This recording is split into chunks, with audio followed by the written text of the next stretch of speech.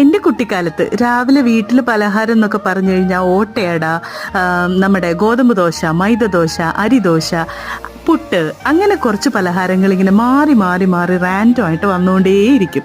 അതിലൊരു പരിഷ്കാരിയായിട്ട് വന്ന ഒരാളാണ് ഉഴുന്നുദോശ. അതിൻ്റെ കൂടെ തന്നെ ഇഡ്ഡലി. ഇങ്ങനെ ഉഴുന്നുദോശയും ഇഡ്ഡലിയും ഒക്കെ വന്നൊരു മാറ്റം വന്നതിന് ശേഷം വന്നയാളാണ് നല്ല വെള്ളയപ്പം.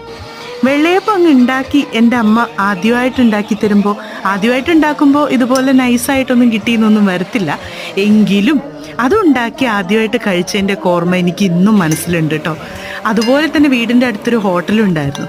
ആ ഹോട്ടലിൽ നിന്ന് മേടിക്കുന്ന വെള്ളയപ്പവും മുട്ട റോസ്റ്റുമാണ് ഞങ്ങൾ ആദ്യം കഴിച്ചിട്ടുള്ളത്.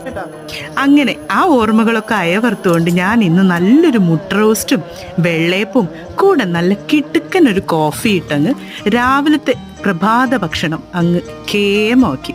അപ്പം ഇങ്ങനെ പിന്നെ കാണുമല്ലേ. ബായ്.